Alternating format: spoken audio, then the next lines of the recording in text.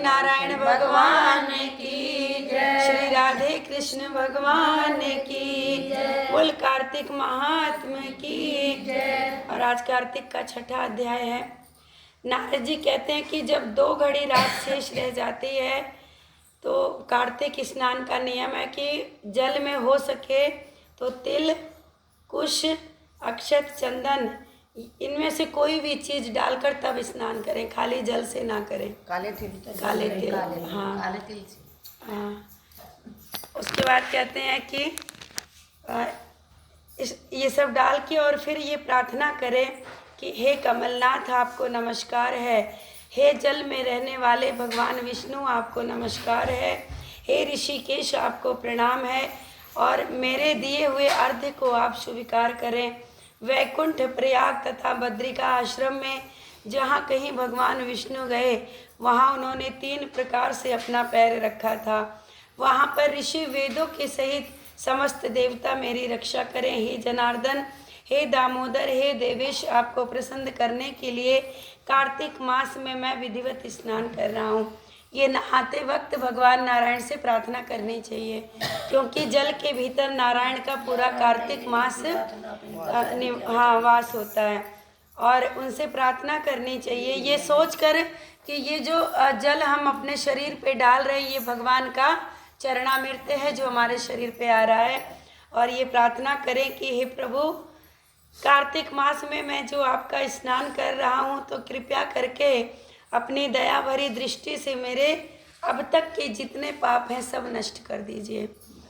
और कहते हैं हे हरि, कार्तिक मास में व्रत और विधिवत स्नान करने वाला मैं अर्घ्य देता हूँ, आप राधिका सहित इसे ग्रहण करें। बोल श्री राधे कृष्ण भगवान की जय।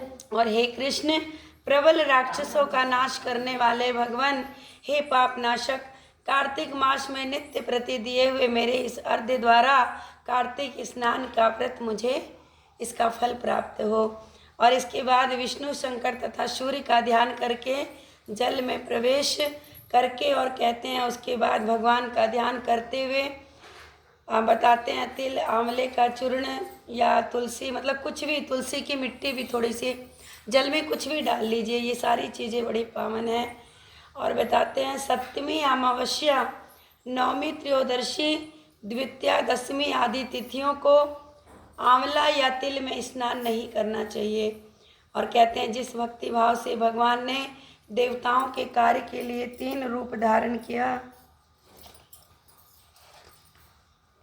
वही पाप नाशक भगवान विष्णु अपने कृपा से हमें पवित्र बनाए। विष्णु जी की आज्ञा से कार्तिक व्रत करने वालों की इंद्र आदि सारी देवता रक्षा करते हैं, अतः वे मुझको पवित्र करें।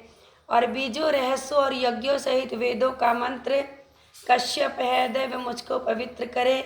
और कहते हैं गंगा आदि सभी नदियां, संपूर्ण तीर्थ, 7 समुद्र और समस्त जलाशय मुझको पवित्र करें। अदिति आदि सभी नारियां, यज्ञ, सिद्ध, सर्प और सभी औषधियाँ तीनों लोकों को पवित्र करें। इन शब्दों को कहकर स्नान के पश्चात कहते हैं पवित्री को धारण करें। देवता, ऋषि, मनुष्य और पितरों का विधिवत तर्पण करते हुए जितने भी तिल तर्पण करते हैं बताते हैं उतने वर्ष पर्यंत जो कार्तिक व्रत करने वाले हैं उनके पितृगण स्वर्ग में निवास करते हैं। और कहते हैं तत्पश्चात व्रत करने वाला जल से निकलकर शुद्ध वस्त्र को पहने, प्रातः काल के सभी कर्मों को करके पुनः भगवान विष्णु का पूजन करे, समस्त तीर्थ के सारे देवताओं को ध्यान करे और चंदन, मूल और फलों सहित भगवान को विधिवत अर्घ्य दे। और कहते हैं भगवान को अर्घ्य देने का मंत्र है कि पवित्र कार्तिक मास में मैंने आपका स्नान किया, हे विष्णु जी, राधा के सहित आप मेरे दिए हुए अर्घ्य को स्वीकार करें। और तत्पश्चात चंदन, फूल और तांबुल पान आदि से वेद पाठी ब्राह्मणों का श्रद्धा पूर्वक पूजन करें और बार बार साष्टांग प्रणाम करें। ब्राह्मणों के दाएं पैर में तीर्थ होता है।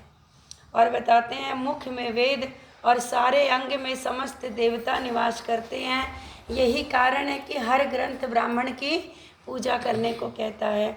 और कहते हैं कि एकाग्र चित्त से भगवान विष्णु की प्यारी तुलसी का पूजन करें, माता तुलसी की परिक्रमा करें और प्रणाम करें। और तुलसी जी से क्या कहना है कि हे देवी, हे तुलसी, देवताओं ने प्राचीन काल में ही तुम्हारा निर्माण किया, ऋषियों ने तुम्हारा पूजन किया। विष्णु की प्यारी, आपको प्रणाम है, आप मेरे सभी पापों को नाश करें।